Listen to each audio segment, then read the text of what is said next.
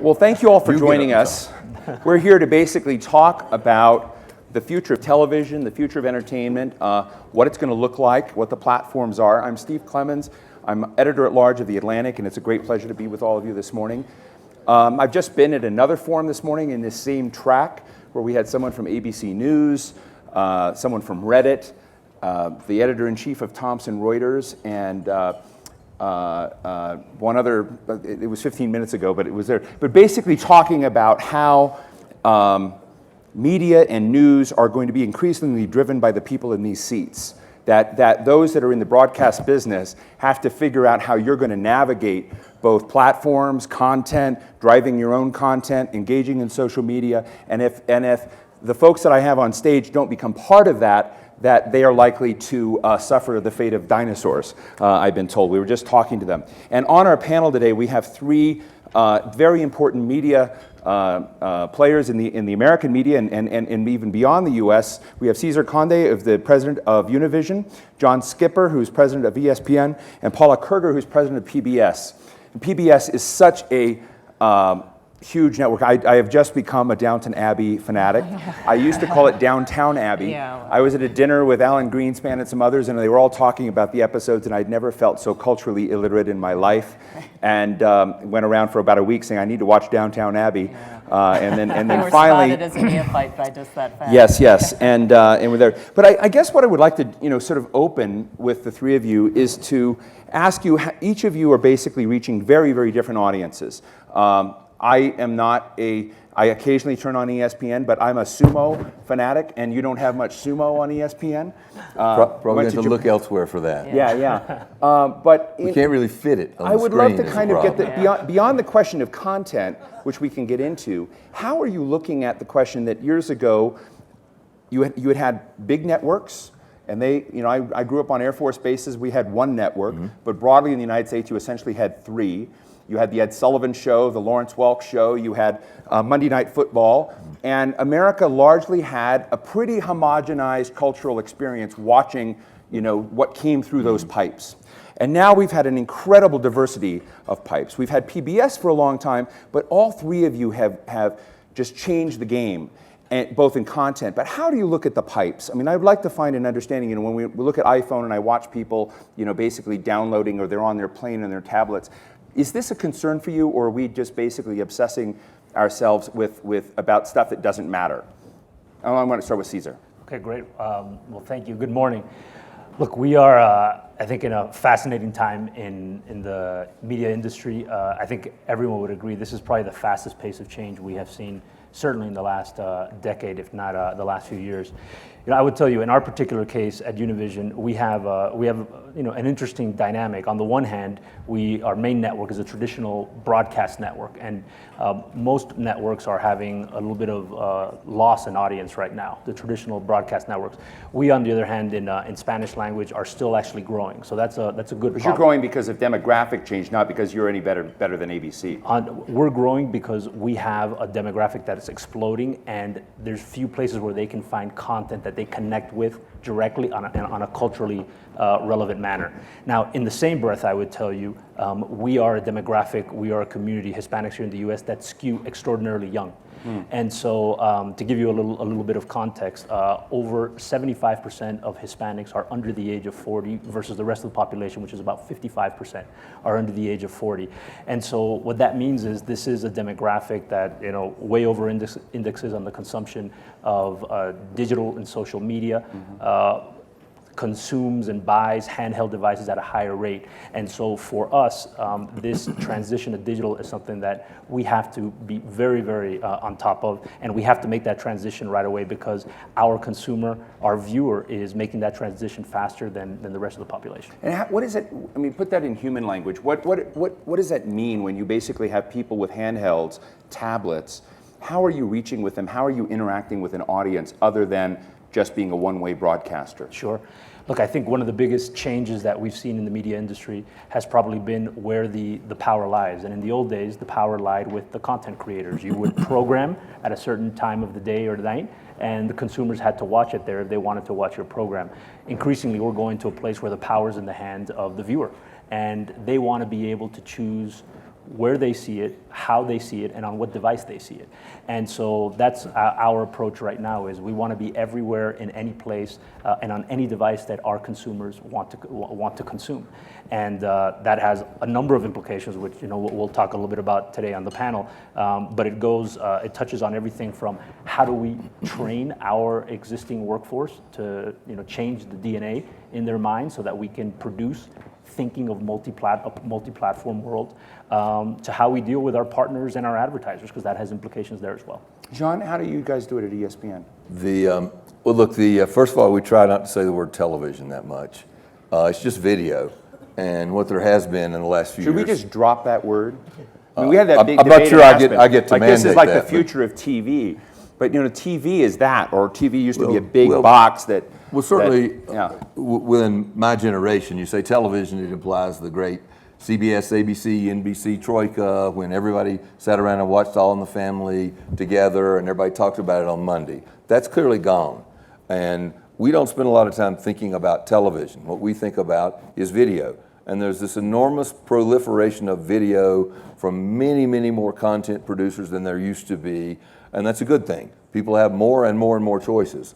The second really important thing that's happened is that you don't have to watch it in your living room at 9 o'clock when somebody schedules it. You can watch it whenever you want to watch it, and you can watch it on whatever device you want to watch it. And the consumption of video on digital devices, smartphones and tablets is profound. I mean, that really is shifting how things get consumed and what they do. Now, we live at ESPN within a specific segment of all that video, which is sports. And there is a uniqueness to sports that makes what we do different than what everybody else does, which is you do actually have to watch it at 9 o'clock when we schedule it, because that's when the game is. And 99.2% of our live events are watched live.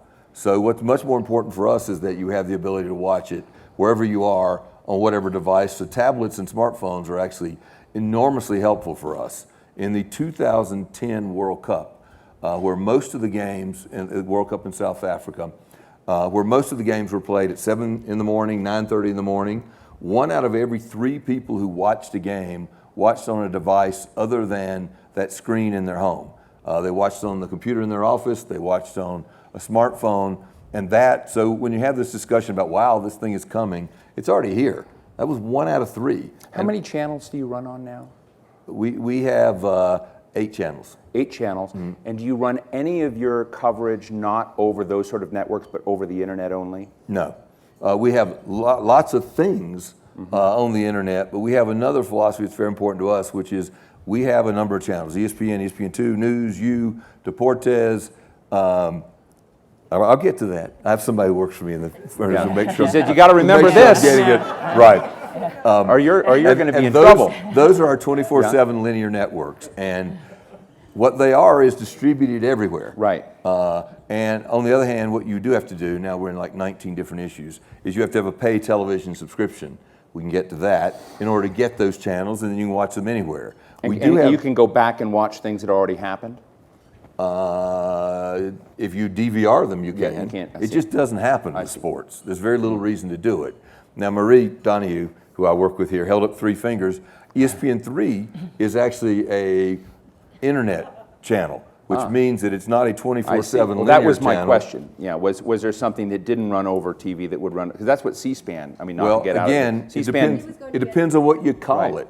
We don't call it TV. It is video. a screen. It's video. It's just is different. All we can deliver on a 24/7 linear channel is one stream. Clearly here we have delivered as many as 82 games at one time. So you can show a whole bunch of games. You go on and look at a menu and choose which one you want to watch. And that experience will not be very different from a 24/7 linear experience as soon as you're watching on an internet. So you're self-selecting, and you can basically stream through and pick whatever comes over your line or your pipe. Whatever appears on your screen. As long as you pay your $5.95 or whatever it is for it. No, we distribute this channel through traditional telco, satellite, and cable distributors, but you have to watch it over your broadband connection. But of course, that's going to be indistinguishable. I mean, when you get an Apple television, you don't know if you're watching through a cable or you're watching over your wireless connection in your house or whether you're watching through your internet connection. You're just watching a screen with So, video on it. Before I move to Paula, can I ask, how do you deal with the kind of rights element? I was fascinated the other day. I missed the Tonys. How many of you saw the Tonys? Did any of you see Neil Patrick Harris in that opening number? Wasn't it great? I was only able to hear how great it was because I still haven't been able to see it. Because CBS took it off the YouTube sites, even took it off its own site. I don't know if they're saving it for kind of like, go to the movies and pay, $11 to see Neil Patrick Harris open the Tonys again. But it raised the interesting question that you've got stuff out there, content. If you're at the Atlantic, you have a Ron Brownstein article. We want everybody in the world. I want it to run at HuffPost. I want to run it, on ESPN. I want the Brownstein article to appear everywhere. But increasingly, you're seeing a tension between trying to grab and contain content, and then perhaps charge at the gate. And those that, which you're already doing on the front end. But how do you deal with that? That's ridiculous. That actually is ridiculous, of course. I don't know why they're doing that. But they are doing They it. may be the very definition of a traditional TV network, of course. And if it's, I did see it on YouTube. Maybe they pulled it down. They pulled it down. That's incomprehensible to me. Why you would do that? Is anybody from CBS here can answer that? No. We'll come back. We'll give them a chance to respond like any good journalist should.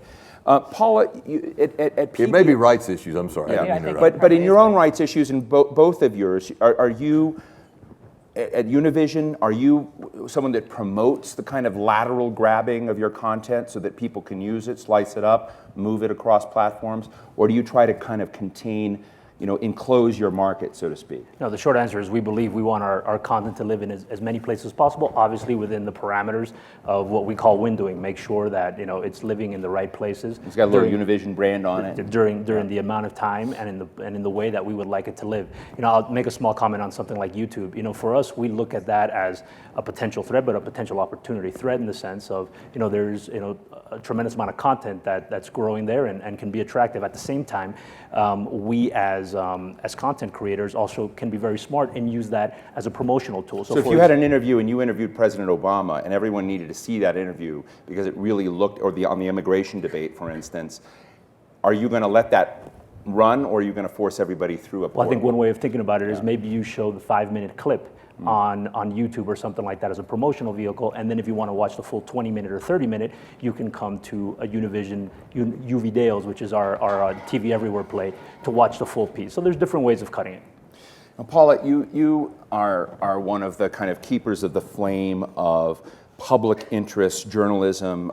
We were talking last night about Frontline, which is, I don't know how many of you are fans of PBS NewsHour or watch the various Masterpiece Theater shows or kind of look at the broad public broadcasting. These don't exactly lend themselves to the same at-the-gate revenue or subscription revenue, I think, but Paula may share with this. But when I look at Frontline, Frontline's got to be one of the bravest shows. When you look at the line of shows that they do, and I look at the underwriters that I know or companies I know that they're all interested but too toxic, right? Everything you do in Frontline is too toxic, deeply researched. And I'm just wondering how you keep this show alive in a world today that's so driven by what you can get underwritten.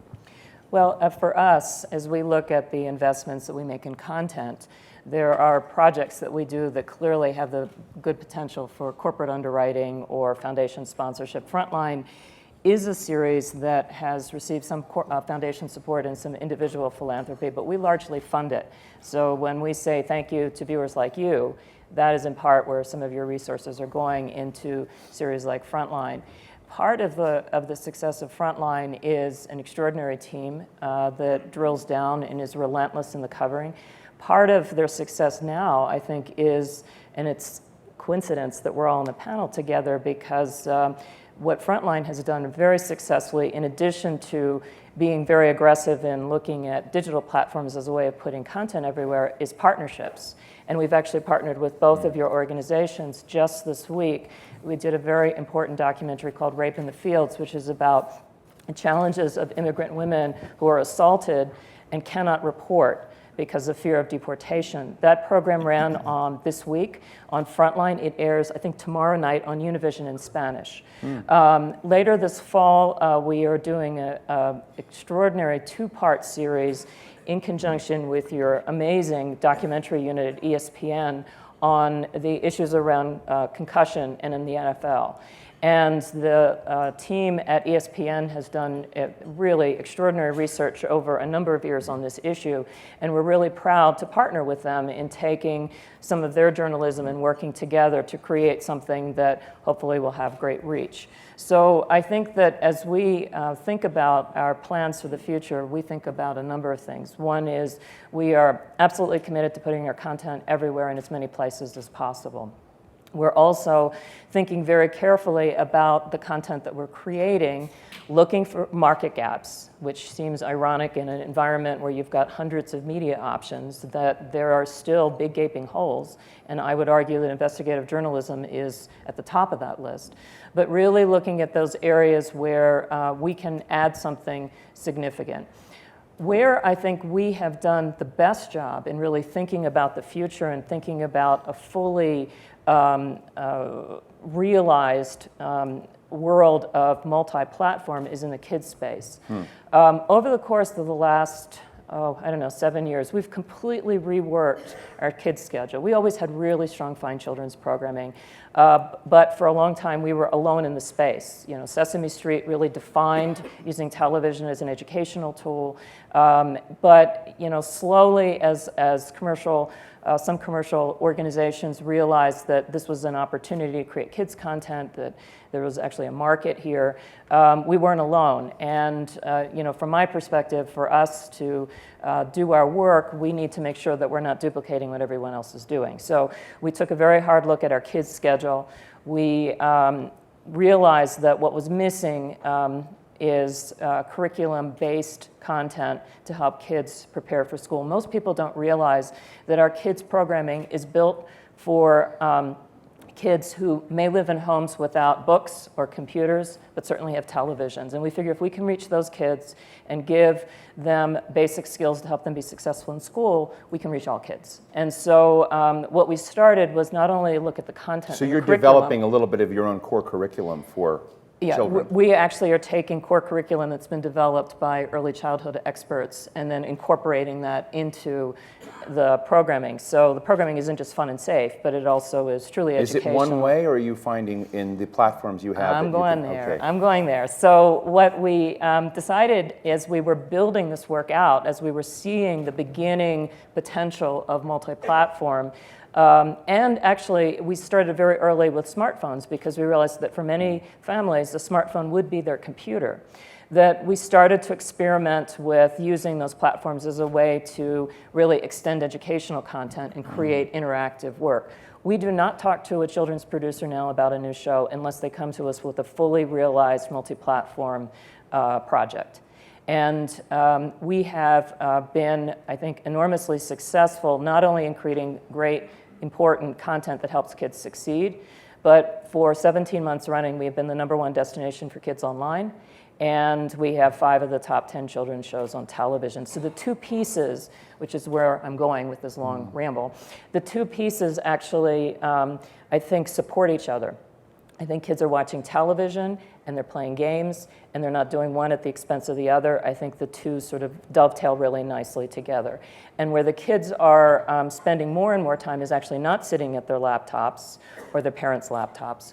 They're going on mobile devices, and we've seen in the last year the traffic has tipped from being more directed or sourced from computers to now coming from smartphones and tablets. You know, it's not a competition, but I'm interested in the degree to which you know the footprint, the number of millions of people your PBS platforms hit in all its forms. Do you know that number?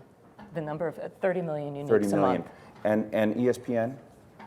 How many people we reached? Like how many? What's your? In the month of February, we reached 157 million people. 150. And Univision? Domestically, we do about 20 to 25 million. And uniques. globally? Probably more north of 40, 45. So I mean, you're both huge. All of you are huge networks.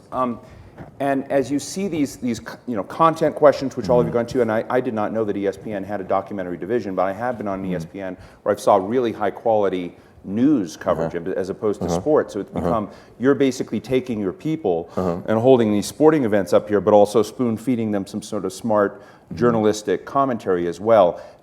Why are you doing that? Well, ESPN has a long tradition. Long before I got there, Mr. Walsh is sitting here in the audience with us, who's one of the progenitors of that coverage. ESPN has a long tradition. We have a daily show, Outside the Line, that does investigating and enterprise journalism. We have a magazine that does that. We have a long-form journalism site called Grantland.com that is dedicated to sort of more of the sports cultural landscape. We have E60, which is 60 is meant to be an homage to 60 Minutes. So I'll give CBS some love after giving them some trouble, which is a feature news show. And we do over 700, and on SportsCenter we do over 700 long-form feature stories a year, some of which are inspiring, some of which are enterprise, some of which are investigative. You heard Paula talk about our joint efforts here to do an investigation into concussions in the NFL, and we're doing 30 to 35 documentaries a year, which really are quite extraordinary. Some of them, most of them, under the brand name 30 for 30. So clearly what we use to bring viewers to our network are live events. However, once we get them there, we're very interested in having long-form investigative enterprise journalism on sports. There really is no other real outlet for that at this point. I mean, one of the issues you've got with the new landscape is the demise of newspapers, including the demise, and we have the great Shelby Coffey sitting here with us, who I don't think will quarrel. Who's really great. Who I don't think will quarrel with. You know, you really have a problem right now. I mean, the sports pages, which used to be fabulous. For those of you who don't know, Shelby Coffey is Executive Vice President of the Museum, which is not only about modern news and everything, but it also captures it's kind of like a museum, right, of what used to be. And I don't know if you ever get shivers when you walk through the exhibits, but when you look at how it used to be and you realize how dramatically things have changed. We got the Hewlett-Packard New Media Gallery. Great. And lots of ESPN. Excellent. But my point was, of course, these daily newspapers around the country no longer really have the resources. We do. I mean, we're not the public trust that PBS is, but we ultimately do believe we have a responsibility to do a certain amount of programming that is a bit of a public trust. So let me flip that back at the three of you. Do you worry that you're the newspapers of tomorrow in the sense that when you look at what's happening with Hulu, you know, Jeff Bezos and his brother are very involved in Aspen, and Amazon, Netflix, Hulu are self-initiating. And what I find interesting about this panel is each of you are the dominant market players. We won't call them monopolies, but you basically have a sports monopoly. You basically have the Spanish language monopoly. You have the public trust monopoly. For the record, we like this stricken. We have a preeminent position. Preeminent position, right. So the preeminent positions you three enjoy. But if the Atlantic and National Journal, if the Atlantic and National Journal were to say, because we are kind of in the PBS sort of space, you know, we're basically be able to we're not anywhere near the scale or size, but you are seeing very new entrants come in very fast, become very large, and say, you know, they may have some kind of binding contracts with some of these sports groups, but there's no reason, the barrier to access is low, relatively low, I think, for some of these players. And so I'm wondering, do you worry, I mean, you're responsible for being prescient. You have to look a little bit over the horizon of what's coming next. And do you see a big swarm of competitors basically eating away at your preeminent positions? Well, look, I'll take it from the Univision perspective. I'll touch on a few points. You know, first is, you know, clearly there's more competitors in the space. I can give you just from the Hispanic perspective, 10 years ago, we had about 8 or 10 broadcaster cable networks focused on the Hispanic space. Fast forward 10 years later, we have over 120 broadcaster cable networks focused on this demographic. So clearly more people are coming in. At the same time, I think, as you alluded to, you know, the three companies that are represented up here have built over time tremendous brand recognition and loyalty with their respective audiences. You know, from the Univision perspective, I think one of the things that we take very seriously is this comment you alluded to, which is the responsibility that we have to our audience to bring them high quality programming, specifically journalism, in this day and age, particularly with the difficulties that the print business is having. You know, we launched 2 years ago our first ever documentary unit as well, which is we're so proud to be working with PBS on. We also launched our first ever investigative unit as well, to start looking at some of the unique challenges and topics that our community has. And so the type of long-form programming that we're doing, again, is something that we focus on to produce for Univision that can't be found anywhere else. So what's an example of that? One of the biggest challenges, obviously, our community is having here in the United States is education and education reform. We've gone out and we'll be bringing it beginning of next year, a documentary on the unique challenges that this community is having when it comes to education success. Now, I would argue that that's clearly an important issue for Hispanics, but when you look at the demographic trends we have in this country, that's actually an important issue for all Americans to hear about. And so the second piece of our strategy has been to continuously innovate. And we have this wonderful new partnership with Disney and John's partners over at ABC News. We announced earlier this year, and we'll be launching in November of this year. It's our first ever English language network. It's a joint venture between Disney and ABC News. It's called Fusion. And the concept there is, how do we bring culturally relevant content to a demographic, the younger generations of Hispanics that may have been born here and may prefer to consume in English? And so that's been extraordinarily exciting. We have great partners in ABC News. And so not only are we able now to expand the conversation. When you talk with ABC, do you get a sense that they're tied to old ways of doing things? Thomson Reuters just did this very interesting survey that looked at how people consume news, interact with news, broadcast their own news. And when you get into it and you look, if I were ABC News, I would just be really worried about my survival, because they're not really that set up to be so engaged with their audience. So when you're dealing with these folks, do they have a sense of their own potential demise? Well, the short answer is no. I will tell you, our head of news is in the audience here. His name is Isaac Lee. He's our president of news, and he's been, a real pioneer in building this partnership with ABC News. And many of our ABC News friends are in the audience. And I see. I just had somebody from ABC News Susan on my last panel over there. And what I can tell you, and this is why we were so excited to partner with them. I think they really understood what is the new American reality that we're living in. Do you see dynamism there? You see. Absolutely, and I think bringing the two companies together has allowed us to complement each other from our strengths John, and do you weaknesses. agree with anything he just Ben said? Sherwood's a colleague of mine, so I got to defend my colleague Ben, of course. Yeah. I mean, they've done a number of things. They actually did a deal with Yahoo and are now the largest news provider on the internet. Which I use all the time. Ben has revitalized Good Morning America. I mean, I think they understand the challenges. But before we walked on stage, you said I really wouldn't want to be the head of one of those three big networks. Well, what I said is we don't have anybody up here represented. I didn't say I wouldn't want to be the head of one of those networks. I said we don't have the guys at CBS, ABC, and NBC, and Fox, for that matter, represented up here. Yeah. And the threat is greatest, of course, to the traditional networks. I don't think the threat, by the way, is digital or consumption on other devices.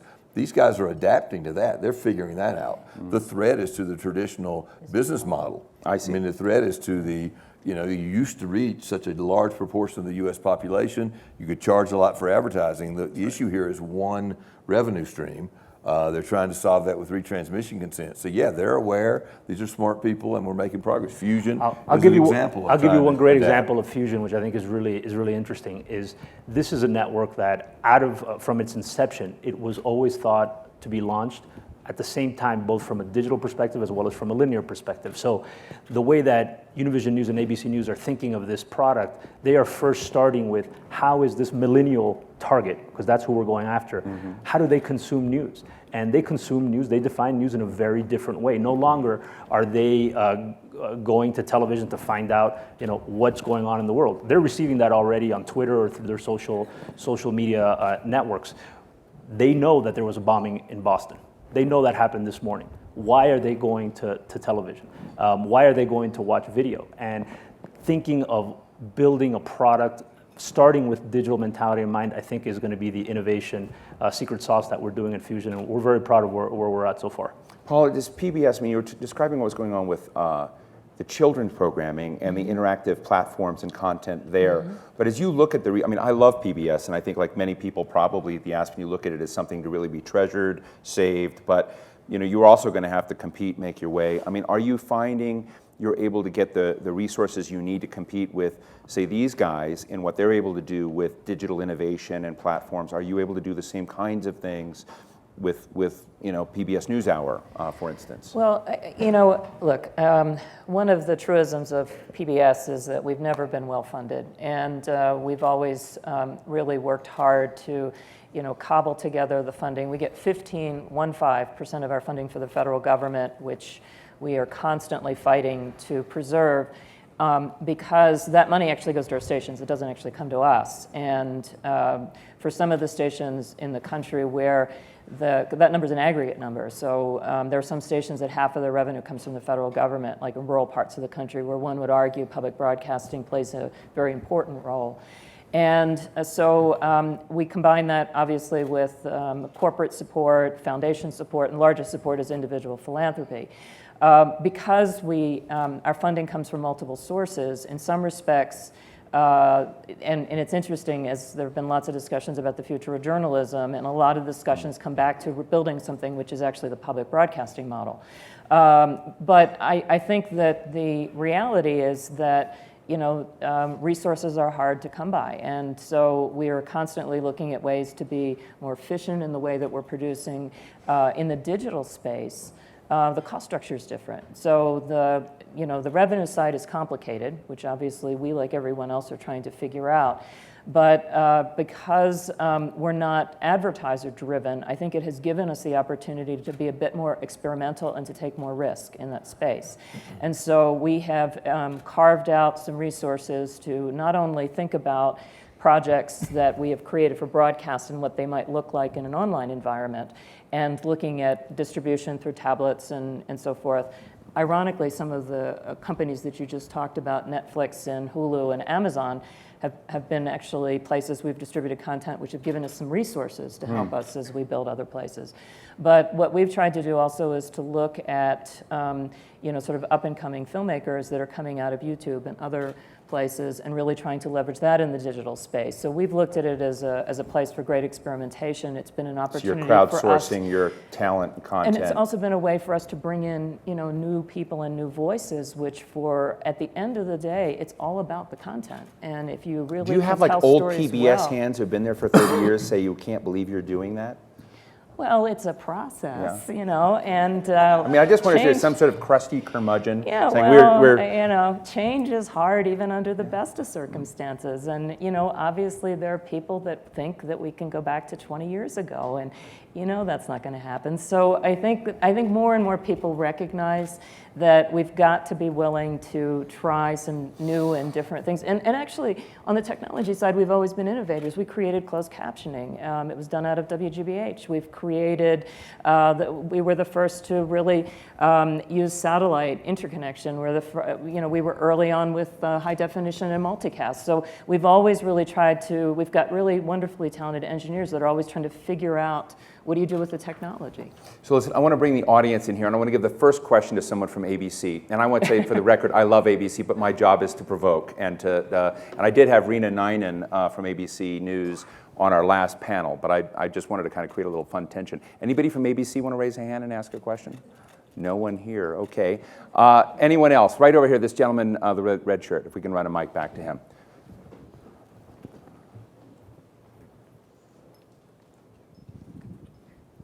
My name is Michael Conniff. Mr. Skipper, I mainly want to thank you. I want to thank you for Sir Ian Darke and Macker for bringing English Premier League soccer to America. Hear, hear. And I wish you still had it going forward.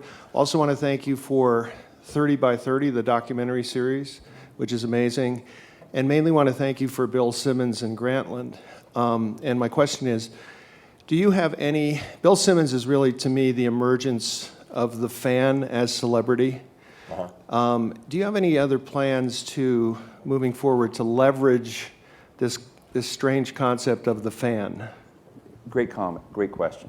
Well, I think what Bill Simmons allows us to do is to change the model a little bit, and Bill is a little bit like new journalism was, right, in the 60s and 70s. He injects himself into the middle, does not pretend to be neutral, and nevertheless provides you real insight into the game, insight into the play, while making it feel like he's just like you, right? He's just a fan. Now, Bill Simmons is not just like a fan. There's nobody who understands more about the NBA. Read Bill Simmons' book of basketball if you want to get dizzy. With a comparison between, whether Bill Russell or Wilt Chamberlain had better teammates or not. Bill's a bit of a unique entity. So, what we've really tried to do is to use Bill to be Bill. But you see him on our NBA show. You see that we did fund and start Grantland, which is Bill manages for us or edits for us, and is basically committed to long-form journalism on sports and the milieu around sports, music and culture and film, et cetera, et cetera. But he's a bit of a unique beast. Most of what we do is still fairly traditional. Right? It's still fairly traditional sports journalism, and I think you'll see us sort of continue to do that. While I was interested in sort of the answer or your question about the sort of the curmudgeons about 30 years ago, there is no reason not to continue to do well-researched, well-written, copy-edited, fact-checked journalism. We have to adapt to a world where people are commenting and where people think they are journalists because they have a Twitter account. And we have to be able to do that. We figure out ways to use it. We figure out ways to participate. But I don't think it's a substitute. And we are fortunate because we have the resources and can continue to do this. The question there really is the will of a management, and we have the will in what is essentially we're a division of a large public company whose job is to return value to shareholders. I think the point embedded in your question as well is equally relevant in PBS, Univision, and other networks, or any organization engaged in public broadcast today, because you find today, like Paula was talking about, people out there in, say, entertainment or commentary through YouTube, or in my case, I was out of the think tank industry and blogging, and you see people build up their own franchises. They weren't, out and necessarily found by someone, but they build a franchise, and then that Right. in the hybridization, which I think is happening in all of your networks and news organization, you're finding people able to self-initiate, which I find so fascinating, is in the old days that was not the case. It was very, very hard to become a Johnny Carson or an Ed Sullivan or to break through at that level. Other questions? Comments right up here in the front, and then we'll go to this gentleman here. I don't know who I'm running around the room, and I apologize. There we go. What's your name? What is your name? Lolly. Lolly, thank you. With the transformation of content, what do you believe the revenue model of the future is? And do you believe the gamification of content will be part of that? And who I'm are sorry, you? the what of The content? gamification of content, so you have content, you have questions that pop up and you answer, and we've seen some of that in the revenue model. What do you think the future is? So revenue model. Look, we think the revenue model for the foreseeable future is the one we still enjoy, which is a dual revenue stream where distributors of large packages of video pay us a subscriber fee per month. We aggregate an audience through those distributors, and we sell advertising. And for us, it's about 2/3, 1/3. There really is nothing. I think you used the word prescient, that we're charged with being prescient. There is no substitute for that in the foreseeable future. Right here, this gentleman here. Are you the one from Oklahoma City? I am. Great, I'm good, Bob yes. Ross from Oklahoma City. I run two private foundations. One is a journalism foundation, so I've been in your session the past two sessions. My question is on investigative journalism, and we started a nonprofit investigative journalism organization called Oklahoma Watch in Oklahoma. But wanted to talk or hear you all talk a little bit about investigative journalism and how you work with the local or state organizations that are really filling this gap at PBS. Let me jump to César on that, and then Paula. César? Sure. Look, and from our perspective, it is core to what we do. As I alluded to before, we launched our investigative division a couple of years ago. And again, where we add value is really focusing on the topics that are unique to our community, or we have a unique perspective and insight. And so, obviously, here in the United States, that's everything from issues like education to immigration reform and the like. I will tell you, internationally, though. We have also tried to bring in stories that would be relevant for the greater viewing audience, but that we have a unique perspective. For example, earlier this year, our investigative team did a wonderful piece about the influence of our increasing influence of Iran in Latin America and in some specific countries. And so this occurred during the national debate that we were having about our strategy and dynamics in Iran. And so I think that was one way where we were able to contribute to the larger discussion. Paula? And I would add the project that I was talking about that was a partnership with Univision was also, the other partners in that were the Center for Investigative Reporting and the Investigative Reporting Unit out of UC Berkeley with Lowell Bergman. So I think that as we look at the work that we're doing in this space, again, our lead franchise in investigative reporting is Frontline. They work with ProPublica. They've worked with print organizations like McClatchy, and actually they did a great series of reporting with Times-Picayune and other print organizations. But they also are working with our stations that are in communities around the country. For many communities, the last remaining locally owned and operated broadcasters are the public stations, public television, public radio. And some of those stations have come together and formed their own journalism units with some support with the Corporation for Public Broadcasting that are covering specific issues. And so we're always looking for relationships and partners with those kinds of organizations, because if you can put a larger group of reporters who are on the ground covering an issue around a project, then it just, the richness of it. We did a piece, I think it was last year, on the Frontline did with, that looked at the coroner system in this country. And they did that in partnership with both ProPublica and NPR. And the output of that was not only a really strong documentary piece, but it also resulted in a week-long of reporting on Morning Edition. So I think that the opportunity, which I think in part both the technology and frankly the economics of our time, are really forcing all of us to think a little differently about what it means to do a project. Now, I will say partnerships are extraordinarily difficult, and it is always much easier to do it yourself if you call all the shots.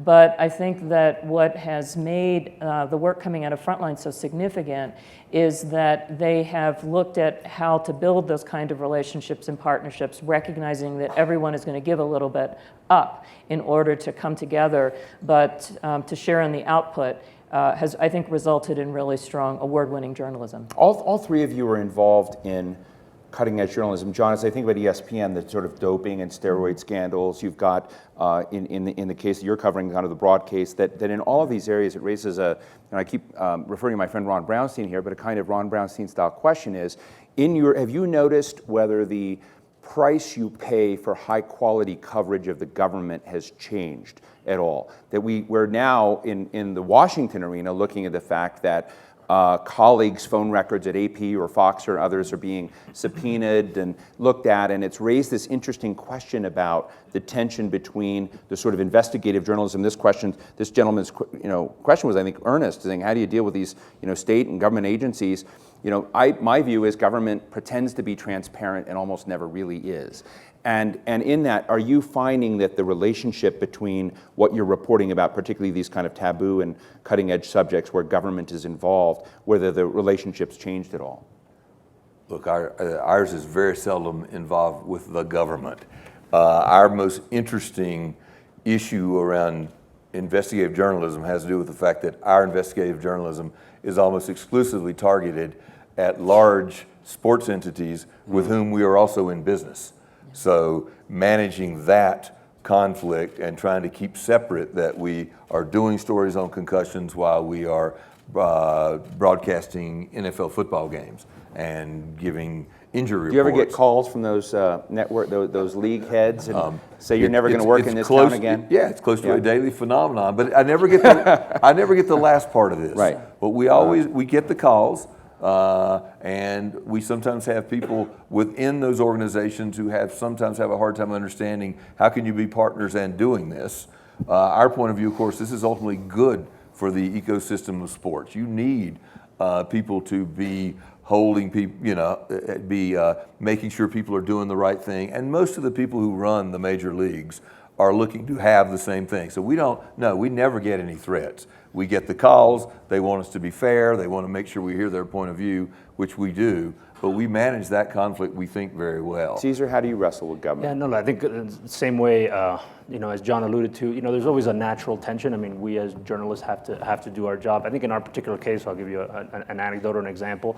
The issue of immigration reform in this country over the last, clearly everyone's talking about it today and post-election, but before that, it was a little bit of a tense subject. And, our particular role from a journalistic perspective is to make sure that we're asking the tough questions that our audience wants to know about and find out perspectives from all sides.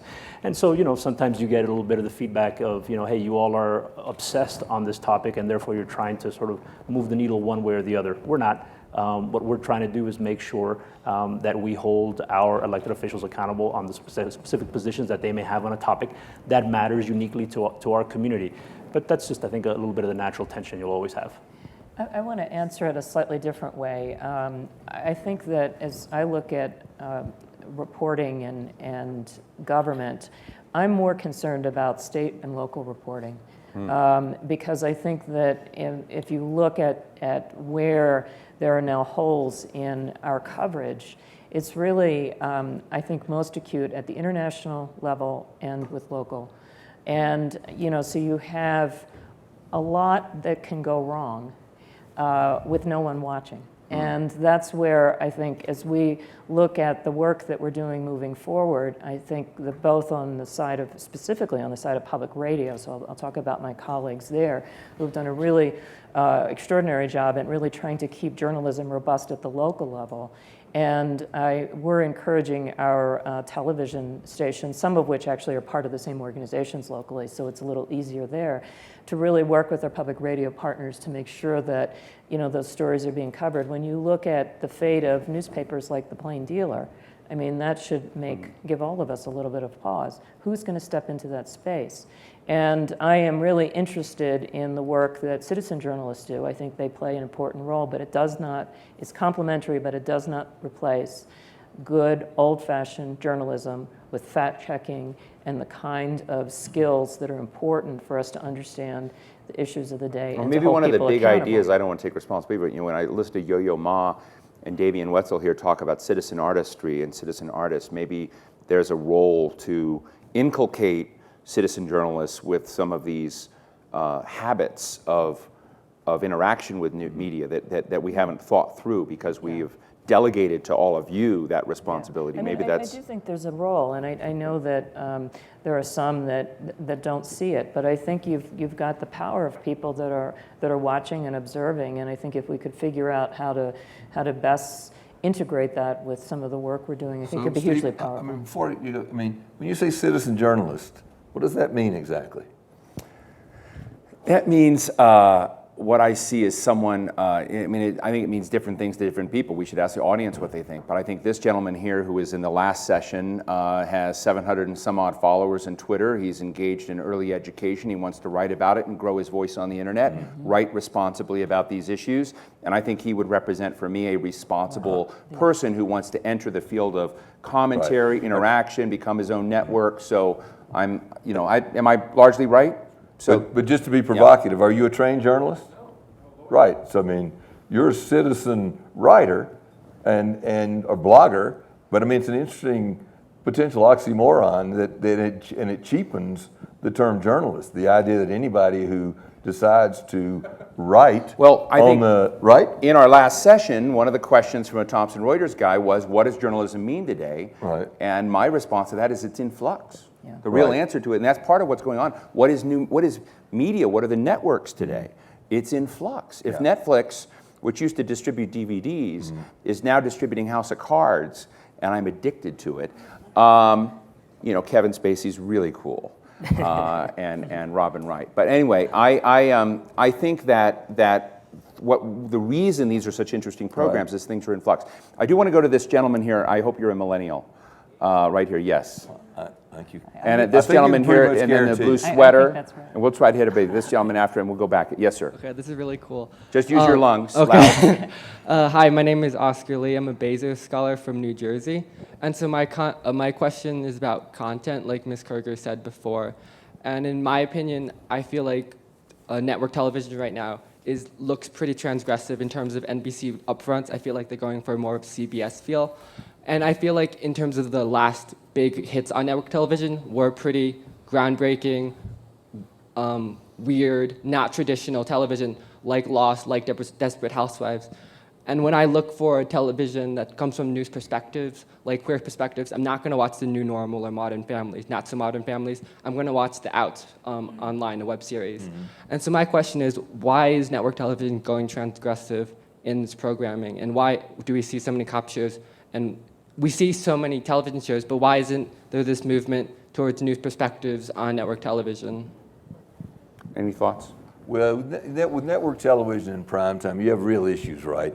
I mean, they can no longer aggregate the large audience that they used to aggregate, and they're competing against Showtime and HBO and A&E, which can have significantly more creative freedom, also have the ability to fund those programs because they're getting subscriber fees as opposed to just selling advertising. So I do think you're correctly pointing out that there's a little bit right now of a lost, no pun intended, but the networks are a little bit lost relative to what to do to compete with all this video and content. And they do also have an old model where you go do a pilot. Anyway, I don't know I have much more to offer on that. Paula, I mean, you run some series. Yeah. I think, how do I answer this? I think as I look at television right now, I think we actually are in a great era of scripted drama, and that's largely on cable. We have Masterpiece, which is our contribution to the drama category, but I think that I think that I agree with you. I think the greatest innovation right now is coming out of cable, and I think part of it is because of the freedom that they have to invest deeply and develop out talent and storylines that, frankly, you can't run on commercial television. Yeah. I would tell you, for those of you to go back and look at content online, just to basically, be interactive. Richard Plepler, who's the CEO of HBO, gave a great talk around the time of the White House Correspondents' Dinner. It's online. I think it's under Time Magazine and Microsoft. Yeah. It was not an Atlantic event, unfortunately, but he really answered quite beautifully your question, sort of look at how HBO is navigating this, but also commenting on this sort of broader network. So a resource for all of you to come into. Yes, César? I would only add one more thing. I think we are going to start entering a place where a lot of the experimentation that's going on in the digital and online arena, content that you can't see on the traditional networks, we're going to begin to see sort of this counter population. In other words, we're going to see things that are incubated in the digital world start making their way to some of the bigger screen, which I... Great. I've got to hold it there because we got 3 minutes. I'm going to take this gentleman and this gentleman in order, and then we'll have a quick lightning round and wrap up. Yes, sir. Thank you. I'm Brian McIver. Steve, I was in your last session, which was a fabulous session on the social media, and it was remarkably well moderated. Thank you. But the view in that session was strikingly different than the view I'm getting from this panel. This represents more a traditional view of media, and the social media, the new wave media, and technology seem to be periphery at this point in time, and it's understandable given the success of your core businesses. But in the last session, the major thrust was about interactiveness, selectivity, and I'll pose this to ESPN. Sports news. If I want to know what's going on in Wimbledon, I've got to wait to go through football, basketball, other sports to finally get to what's on in tennis today, as opposed to being able to say, I want all the news and what's going on at Wimbledon today on my smartphone. So how do you get to the selectivity? Well, we have that. We just have to help you discover it. We have that. Let me grab this gentleman right back here just real quick, and then so we can be true to everybody, and then we'll get you all on board. Yes, sir. Thank you. It's Chris Wyatt from U2. I've got a question for all the panelists, actually. How do you see social television, specifically the interactivity of the viewers using text and video? What role is that going to play in your networks moving forward? And at the same time, how is gamification going to affect your programming as well? Terrific. So we'll find up there and ask everybody to kind of also give any kind of final wrap-up comments. And I think that to this gentleman's comment about the last session, where we basically were looking at the perspective of news, entertainment, the choices you make in communications through the perspective of the person sitting in your chair, as opposed to where the broadcasters. And I think Paula was talking about this with children and the interactivity, but how do you see both the question of social media and then this broad question? You can talk about specifically about Wimbledon, but about who's in the driver's seat in this interactivity, that part of the question is the empowerment of the person watching is also a broadcaster, also a chooser. How do big network chiefs deal with that? Sure, I'll comment real quickly from our perspective.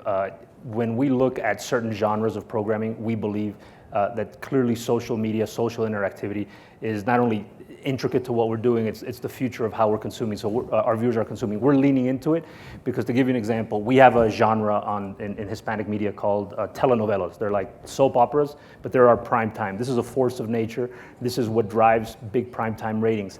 That viewer is very engaged in that content. And so if we are able to offer second screen experiences, encourage them to be able to interacting with other people as they're watching the main core program, that's going to keep them coming back night after night. And so we believe that social media experience drives engagement, which is core to our success. Thank you. John? Quickly, I could get you whatever's going on in Wimbledon in 30 seconds, I promise you. Second, social is complementary to sports. There's very little more social than sports, and our intention is to use the social media to sort of complement what we do. We don't have much intention to turn it over to other folks. We intend to curate it. You just have to. And and again, look at scale. We had 28 million people watch the seventh game of the NBA. I mean, it has to be peripheral. While everybody's excited about it, we had 250,000 tweets or so. That is fairly peripheral to 28 million. We use we're heavy users of social media. In fact, I think part of the success of Downton Abbey actually is all tied to social media. It was a popular show that started, and it was when people began talking about it in the social media sphere that it exploded. People created Twitter identities based on character names. Lady Mary's eyebrows is my favorite. But I think that we've always tried to provoke conversation, so I think it's been a really important space for that. Some of the work that we're building in digital is very much built with interactivity. So some of the people that we've gone after that have been YouTube artists that are now working with us, the interactivity is definitely baked into the work that they're doing, so it's a seamless whole. So I think for us, that kind of interactivity has always been part of who we are. We've tried to facilitate community conversations. To be able to use technology is extraordinarily powerful. I think for me, one of the takeaways before we close, both in the last session, which had some very interesting collisions, and this one, is you see the world is not static. I understand what you just shared, but there is real evolution going on, and there's change, and there's a dynamic that's forcing whether it's basically what your business model is and your concerns about the networks and basically what these little platforms are going to drive. And I worry about what the next thing is going to be. Not worry about it, I'm excited about it. I want to embrace it. And as somebody in the media, I was just, as I said in the last thing, as a blogger who came in, I wanted to rip the throat out of inefficient, homogenized, lazy journalism and drive it into something different. So I do think, I want to thank Paula Kerger, John Skipper, and César Conde for a wonderful insight into how network chiefs see this question. Thank all of you for joining us.